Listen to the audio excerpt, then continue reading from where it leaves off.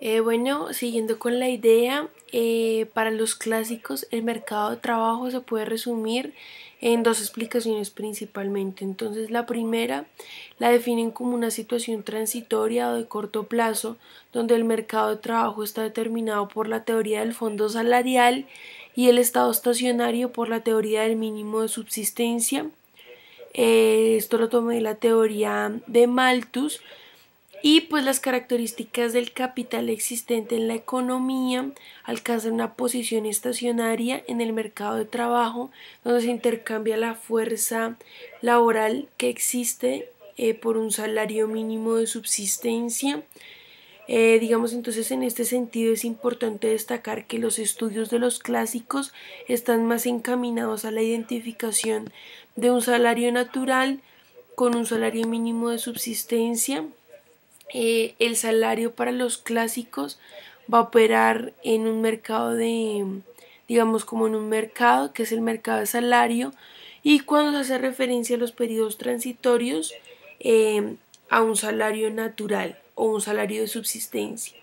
Digamos, siendo este salario de subsistencia el protagonista, pues en un largo plazo. Entonces aquí va a resultar importante, y es como en lo que me voy a basar, y es el pleno empleo. Entonces, ¿por qué los clásicos dicen que el mercado laboral evidentemente se encuentra en un pleno empleo? Digamos que la expresión del pleno empleo se empezó a utilizar después de la depresión de los años 30 y se aplicó a las economías industrializadas, pues en la que como que se empezó a reactivar la economía, y tenían pues altas tasas de empleo en esos países. Digamos, en contraste con esta teoría clásica surge la teoría y el pensamiento keynesiano, la noción de equilibrio de mercado.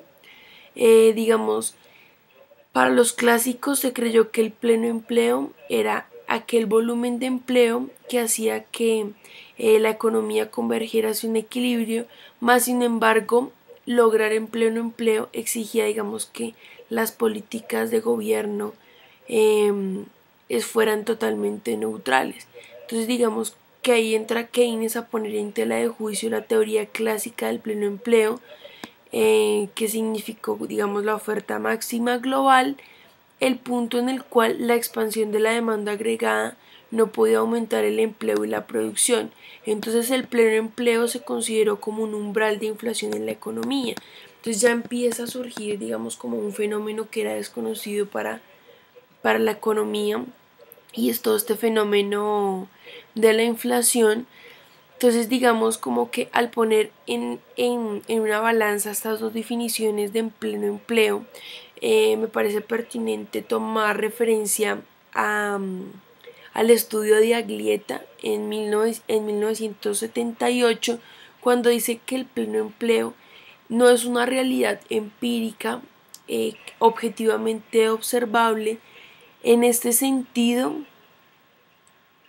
el pleno empleo es un concepto que no puede disociarse de la teoría a la que pertenece, es decir, que una representación general de la economía en la que está inserta no se puede desconocer la naturaleza y el funcionamiento del sistema económico. Entonces, el pleno empleo puede definirse como una situación caracterizada por un nivel de desempleo compatible que se encuentra con unos precios estables. Entonces, digamos, ahora es como pertinente examinar si la tasa de desempleo, eh, si la tasa de desempleo es como otro apartado que puede ir como en, en la definición de pleno empleo. Entonces, digamos, la tasa natural es aquella que es definida como la tasa de desempleo, en la que se consiste en un equilibrio de un sistema walrasiano, ratificando que se tengan en cuenta: 1. Las características estructurales de los mercados de bienes y trabajos; en un segundo momento, las variaciones estocásticas de las demandas y las ofertas de dichos mercados; y en un tercer momento, los costos y la obtención de información y los costos de desempleo. Entonces también es importante que ya se empieza a reconocer que hay diferentes formas de desempleo, o sea que el desempleo puede descomponerse y pues se descompone principalmente en el desempleo friccional, el voluntario, el estructural, el clásico y el keynesiano. Digamos que los primeros cuatro representan lo que hemos hecho alusión, que es el término del pleno empleo, y el último hace alusión, o sea, el keynesiano, al desempleo del desequilibrio, cuando se considera, digamos, la histéresis. La histéresis hace referencia a los acontecimientos que dependen de su historia, y esto nos lleva a una noción de equilibrio cambiante, cuando ya el hecho actual empieza a reconocer que tiene trascendencia a lo que ya se ha vivido. Entonces se puede concluir en ese sentido que el pleno empleo no puede corresponderse con una ocupación integral de todos los recursos productivos, ya que existen distintos tipos de empleo como los que ya mencioné. Por lo tanto, la eficacia de las medidas de política económica dependerán de la naturaleza del comportamiento existente en la sociedad, o al menos del comportamiento de su componente más importante.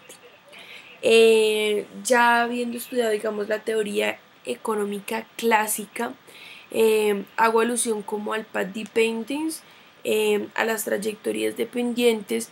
Digamos, en la actualidad el path dependence ha tomado mucha importancia, sin embargo, no se ha logrado tener como claridad en las observaciones que hacen la mayoría de los analistas. Por esto ha sido como, digamos, un problema su observación. Me parece pertinente la acotación que hace Williamson Sewell en 1996 para definir el path dependence, que ocurre en un momento anterior en el tiempo que afecta a los resultados posibles de una secuencia de eventos que ocurren en un momento posterior en el tiempo, lo que ya les he venido comentando un poco. De acuerdo con esto, refuerzo con la apreciación que hace Jespersen en el 2009, donde un mundo dominado por la incertidumbre con un futuro incierto ligado a un presente real no puede tratar de buscar un equilibrio desde una perspectiva de economía estática, sino de una economía donde se experimentan múltiples equilibrios. El path dependence en este sentido hace referencia al ambiente de incertidumbre al que se enfrentan los individuos, donde resulta posible tomar diversos caminos. Entonces no se va a converger a un único equilibrio, sino que se puede tomar distintos caminos que forman trayectorias en las cuales se pueden examinar diferentes resultados. La preocupación central de mi trabajo es garantizar correspondencia de los fenómenos de empleo con la realidad.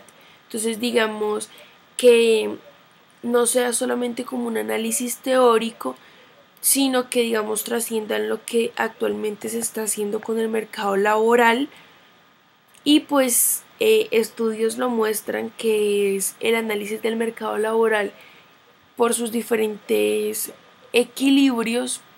Entonces, que tenga correspondencia con el campo ontológico, que es, digamos, el campo de la realidad.